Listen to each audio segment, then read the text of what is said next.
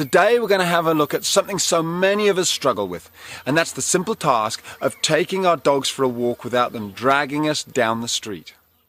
A lot of people fail to realize that if your dog takes control inside the house, then it's often very difficult to convince them to let you take control of the walk and stop them pulling.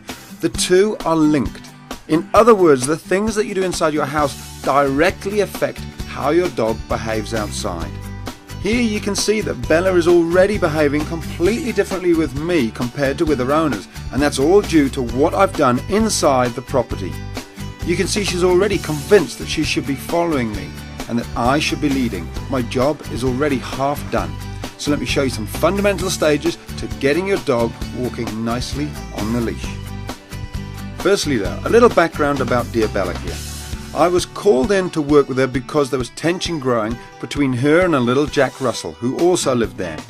When I first met her, she was busy playing with her favourite tree. Now, as you can see, she's a strong dog with lots of energy.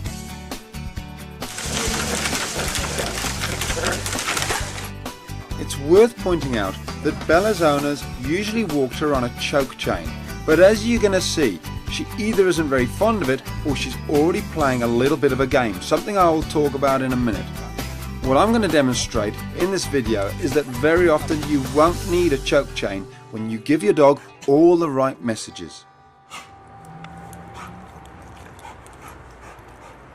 So the first thing that I'm going to do is basically just show her that when the lead goes on, we don't walk anywhere until she actually calms down. She's not pulling, she's calm. It's about taking control in the garden first, before we go through any gates, before we get outside. So what I'm going to do is set off walking in this direction and then change direction. As mentioned earlier, one of the biggest mistakes that people make is that they lose control before they even get off their property, before the real walk has even begun.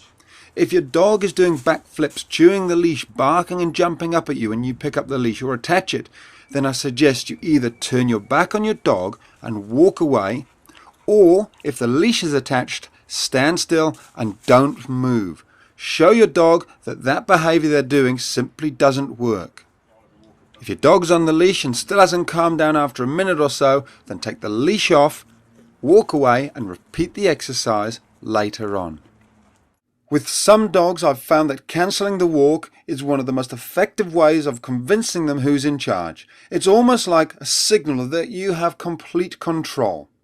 After a couple of exercises, they start to calm down, start to listen, respect more, and of course stop pulling, as they've learned that the consequences is no walk at all. Here I'm practicing an exercise that I call stop, start and change direction. It's exactly as it sounds. As you can see, I'm using the obstacles in the gardens to show Bella when I stop, you stop. When I change direction, you change direction and you follow me, behind me.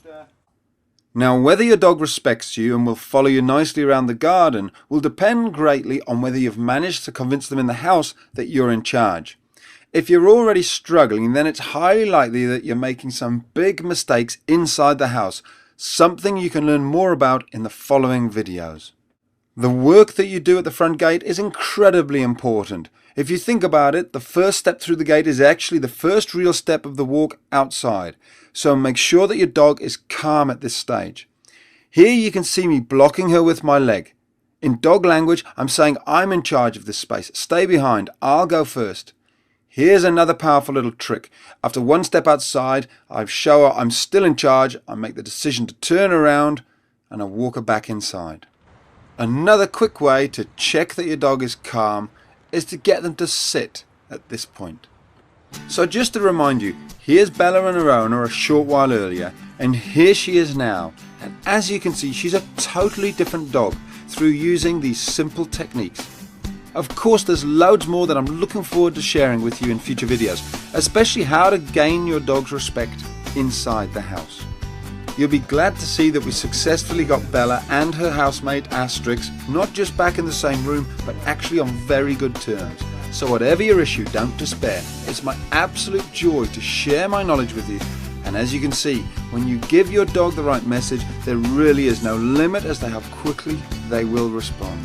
In some of the bonus videos later on, I'll show you some more tricks to stopping other behavioural issues to do with walking your dog, such as how to stop your dogs from chewing the leash.